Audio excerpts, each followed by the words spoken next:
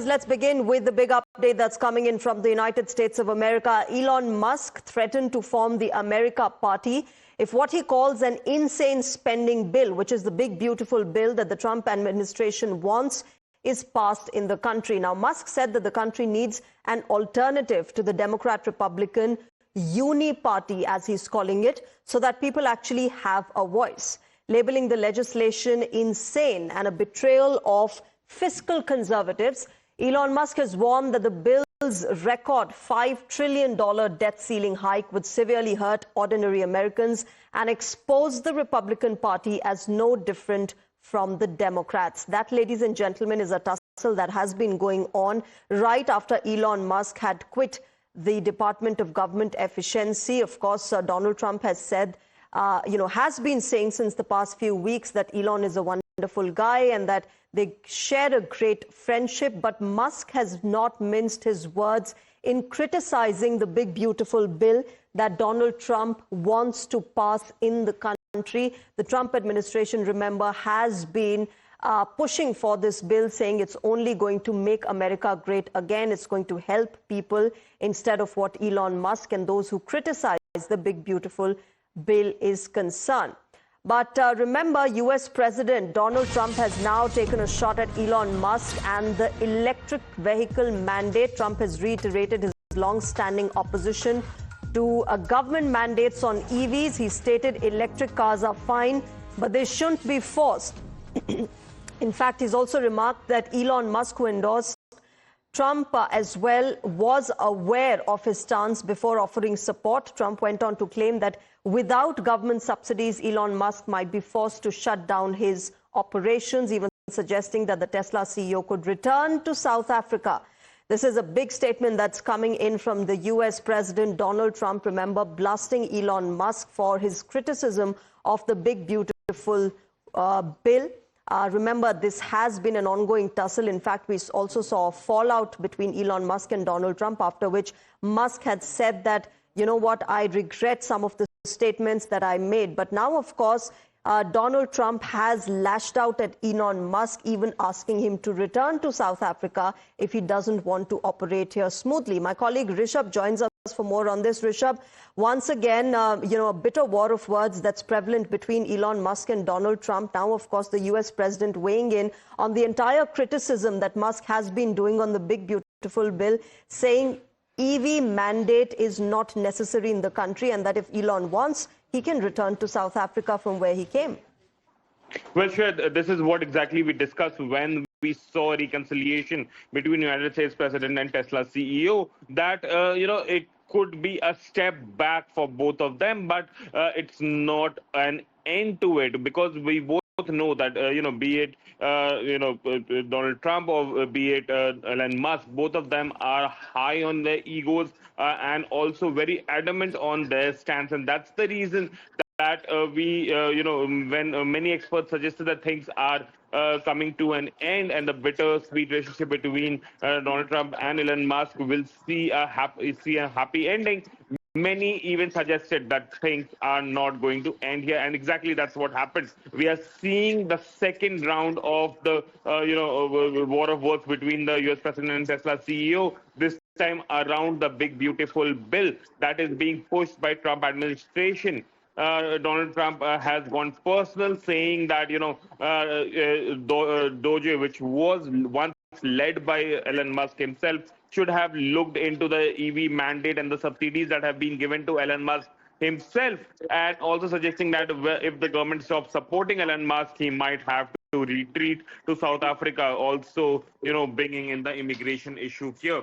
So definitely, Donald Trump and Elon Musk is again back to the turf, and both of them not taking a back step. While Elon Musk say that if big beautiful bill is passed, he will launch a third party called America Party. Donald Trump saying that he always knew that I was against EV mandate. Holding an EV is good, but one cannot be forced to have EV. And Elon Musk always knew about it. So there is no point debating it right now. So both the leaders now again in front of each other. Once, the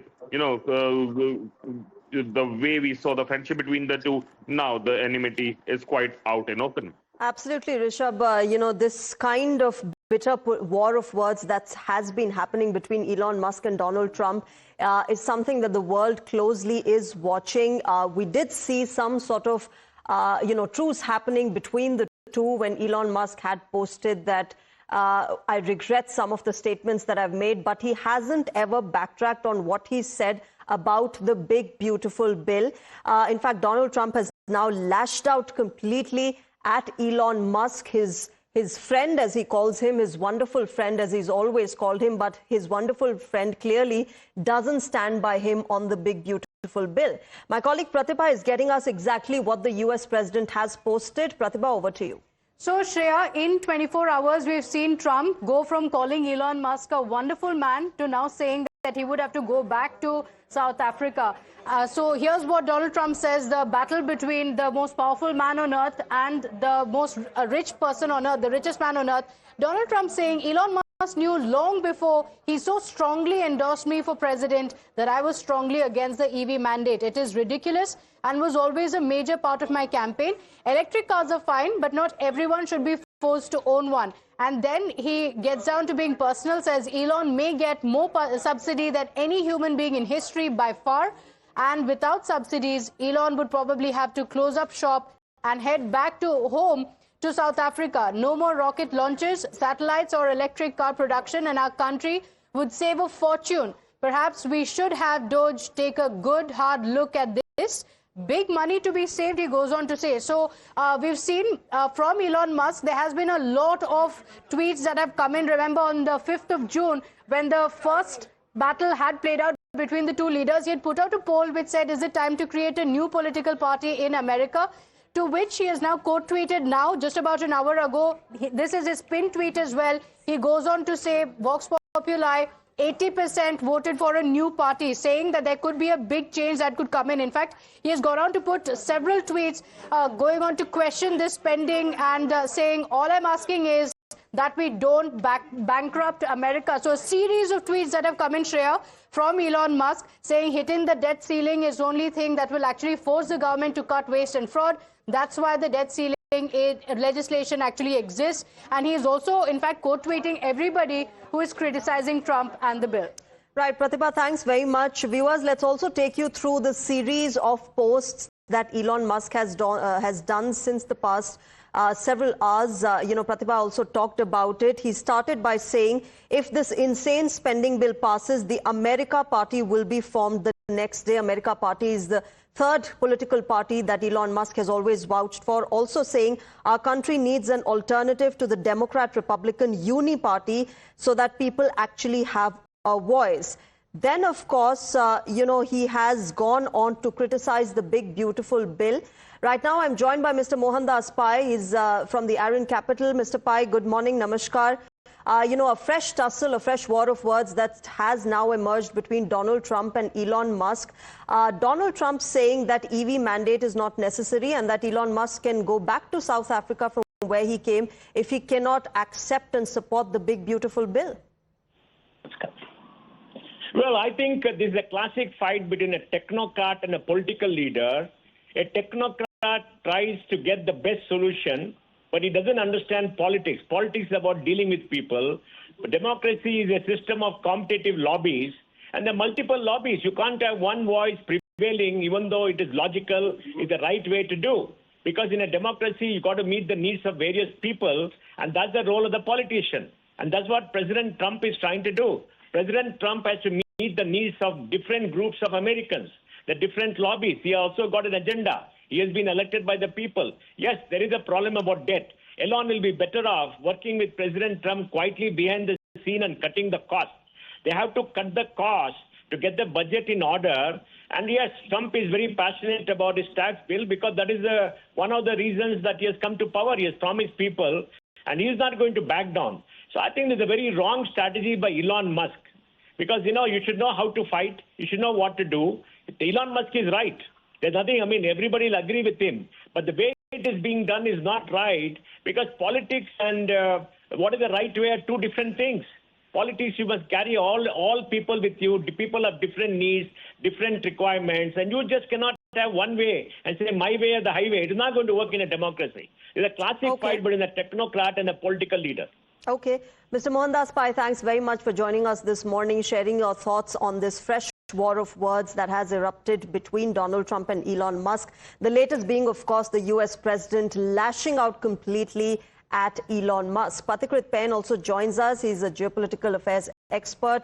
Pathikrit, this has been an ongoing tussle, but the fact of the matter is that US president talking about EV mandate not being necessary reflects the kind of control and power that Donald Trump still exerts on the businesses in America, something that perhaps Elon Musk also understands but doesn't seem to implement when he keeps posting about the big, beautiful bill. See, there are two aspects to it. Number one, when you are in government or when you are a major industrialist, there are times when there will be, differences of opinion or completely divergent approach towards a particular issue. But the problem is about taking every issue into the social media and creating a public furor about it. That is where I think the American politics or what is going on right now is completely in contrast to what happens in India. I mean, it's not that in India, when the government operates with industry or within the government, there are no differences of opinion. But there's a certain amount of maturity which India always shows, in spite of all the challenges, that there are no acrimonious exchanges of tweets or other kind of messages in social media that we are witnessing as a new trend when it comes to American politics. And it's not good for anybody, whether it's the industrialist or for the political establishment. The other thing is that it is pretty clear that when it comes to Donald Trump, he is more interested in investing in the legacy business rather than businesses of the future or the new age industries, which invariably would require a lot of support from the government. Otherwise, they might not survive. So I think it appears that once Elon Musk knows the kind of leverage that social media has today, and he's trying to utilize it, knowing primarily because he's the owner of X, which is the Twitter, and secondly, he is trying to create a case for himself that Trump is completely at fault in terms of on the issue of electric vehicle or renewable energy or whatever he is doing. But the fundamental issue also is this, that somewhere the renewable energy or electric vehicle primarily, they have to find a way to sustain on themselves rather than inordinately for eternity depending on the government to subsidize them. All these EV vehicles, whatever can be the merit of them, they are operating with huge amount of government subsidies.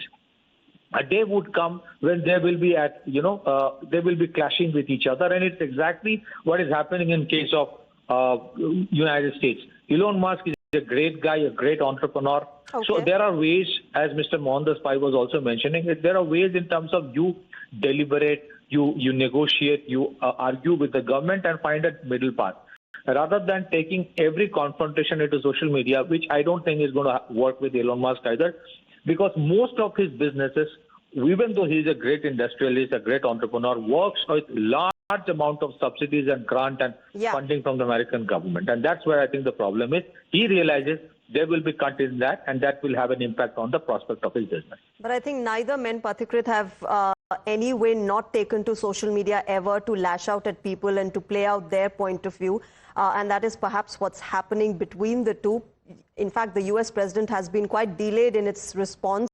We did think that he's going to give this kind of a response much earlier. But Pathikrit, thanks very much for joining us at the moment. Of course, viewers, what we're showing you is the latest war of words that has been happening between Donald Trump and Elon Musk. Elon Musk has had a series of rants against the big, beautiful bill, also going on to say every member of the Congress who campaigned on reducing government spending and then immediately voted for the biggest debt increase in history should hang their head in shame, and they will lose their primary next year if it is the last thing that I do on this earth. So he's not only criticizing but also saying that every member of the Congress who is now supporting this bill and will vote for it in the Senate will be, defeated in the next primaries, and that is something that Elon Musk will make sure happens. Rishabh, my colleague, continues to be with us. Rishabh, the fact that Elon Musk is not only criticizing the big, beautiful bill, but is also threatening other congressmen and women to actually not vote in favor of it, also is perhaps one of the largest contributors to the kind of reaction that we're now getting in from Donald Trump. That perhaps must have riled him up. talk about, Shreya, if we talk about the whole big beautiful bill, how exactly this big beautiful bill is? Big beautiful bill is a vision that Donald Trump wants to push through congressional approvals. They have got a good amount of support in Congress, and Senate is still yet to be done. Republicans are rallying behind Donald Trump. The Democrats do have their own reservations, but given the majority that Republicans enjoy in Senate, in Congress, as well as given the presidency they have, it is not going to be very, very difficult for the Donald Trump to get it fixed. But having said that, if we talk about Elon Musk, how is Elon Musk in a position to ask congressmen not to vote for this? The reason is funding. If you pick up the funding from various Republican candidates as a Republican congressman as well, you'll find Elon Musk funding their campaign, and they know that Elon Musk will be required in the midterms or the next elections as well. And that's the reason that Elon Musk's statement is right now rattling Donald Trump, and we are seeing these statements coming in from the in fact, you're talking about funding. Thomas Massey, who's one of the reps in the Congress, has also now found funding with Elon Musk. He's a rebel from the Republican Party. He has been somebody who's been vocal about his criticism of Donald Trump and his policies. And now, of course, Elon Musk supporting him and saying that I have funded him, perhaps must have sent jitters down the Trump administration. My colleague Pratibha has more of what Elon Musk has posted. As we speak, viewers, remember that war of words still continues. Pratibha, get us more. So, Shreya, we got you the series of tweets that have been put out by Elon Musk, and we also showed you what Donald Trump has said. He went on to say that Elon gets more subsidy than any human being by far, and going on to say that Elon would probably have to close up shop and head back home to South Africa. Now, this probably could be the response of Elon Musk, because look at the latest tweet that has come in from him just about 5 minutes ago with a hug emoji. Not much being said, but just a hug. That's the emoji that has been put out by Elon Musk. Interestingly, this reaction from him comes just minutes after Donald Trump had taken that dig at him, saying that he will have to close shop and go back to South Africa. Right, Pratibha, thanks very much for getting us the latest. In fact, Elon Musk has been talking about the debt ceiling as well as far as the big beautiful bill is concerned. Remember, the bill talks about raising that debt ceiling, and he has said hitting the debt ceiling is the only thing that will actually force the government to cut waste and fraud. That's why the debt ceiling legislation exists. Obviously, he's been criticizing this big, beautiful bill of the Trump administration point by point. But remember, the White House press secretary, Caroline Leavitt, in her response to media agency ANI's question, when she was asked about the American president's announcement that the trade deal with India is closed and that this could happen anytime soon, she said, yes, the president said that last week, that US and India are close to having a trade deal. Listen in to what she said.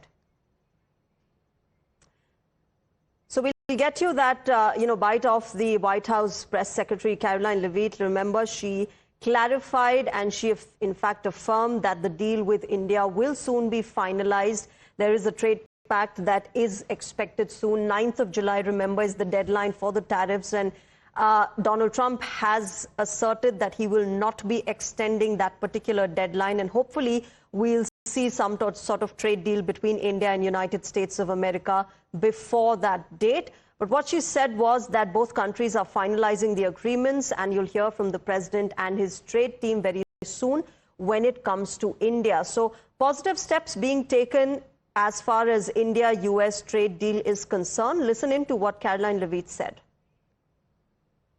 It announced last week that the trade deal with India is closed and this could happen anytime soon. Are there any roadblocks as of now? Are there any updates on that? And how does the president see this about China's role or its influence in the Indo-Pacific region? Sure, yes. The president said that last week, and it remains true. I actually just spoke to our Secretary of Commerce about it. He was in the Oval Office with the president. They are finalizing these agreements, and you'll hear from the president and his team, his trade team, very soon when it comes to India. And on China, how do we counter China on that front? Yes, I mean, look, India remains a very strategic ally in the Asia Pacific, and the president has a very good relationship with Prime Minister Modi, as you know, and he will continue to have that. Go ahead. Thank you. Both of you. The president did announce. So that, of course, was the White House Press Secretary Caroline Leavitt affirming that, yes, there will be a trade deal soon between India and United States of America. Remember, tariffs continue to dominate the relationship, the ties of U.S. with its allies. But amid the Indo-U.S. trade deal, remember, there's been a big statement by India's External Affairs Minister, Dr. S. Jaishankar, as well, where he said the trade has to be give and take. And he's also said, watch this space for the next few days. That is, of course, India's External Affairs Minister, right before he attends the Quad Foreign Ministers meet as well in Washington, D.C. But, of course, some sort of positive news that we can expect in the next few days. Both sides, India and the United States of America, have been negotiating with each other as far as the trade deal is concerned. But what both sides, in fact, continue to reiterate is that trade has to be a give and take. I'm joined by Mr. Sushant Sareen. He's a foreign affairs expert on the phone line. Mr. Sareen, good morning. Namaskar. These are big statements that have come out of the White House as well as the Indian External Affairs Minister saying a trade deal can be expected soon. What are your expectations from this particular pact between India and US? Clearly, Donald Trump has been pretty assertive. Yeah, he has been pretty assertive, and he's been even more than assertive. He's been very disruptive. And that has been a bit of a problem because there is a certain amount of capriciousness in the way the United States under the Trump administration is approaching trade issues. And what has happened, in effect, is that the international trading system is collapsing because one of the anchors of that was the United States and the rest of the West. And that entire WTO system now is being undermined by the kind of capriciousness that we are witnessing in the United States. But having said that, on the Indo-US trade deal, again, we've heard statements of intent. We've heard how, avidly both sides are working to get a deal through. We've heard all of this. We've heard all these statements about how important trade is and give and take. The problem is that there are certain aspects of the trade deal on which the take from the U.S. side is much, much, much bigger than what the give can be from the Indian side. Yeah. And similarly on, vice versa. And those are the areas in which we don't know whether the trade deal falls through or goes ahead. Now, even if this trade deal was to go ahead, and that is the best case scenario, then you have a certain problem on your hands on how does the rest of the international system continue to work. Will we continue to see this kind of capriciousness from the United States trying to use its privileged trading position and its economic power to pry open markets which cannot afford a kind of a reciprocal kind of an arrangement, right? Simply because they are at different stages of development. And the more benign kind of policies that the developed world used to follow, that seems to be coming undone. Okay. And so there is a massive disruption taking place in the world anyways. But on top of that, there is this whole political and policy issues that have now dovetailed on that disruption which was taking place, which has made the future pretty unpredictable. Okay, so we'll have to wait and watch how India maneuvers its way through this disruption that Donald Trump has brought in with himself. Sushant Sareen, thanks very much for joining us this morning and sharing your perspective. Viewers, we will keep getting you more from the United States of America and India trade pact, as well as that war of words that still continues as we speak between Elon Musk and Donald Trump. But right now, it's time for a short break.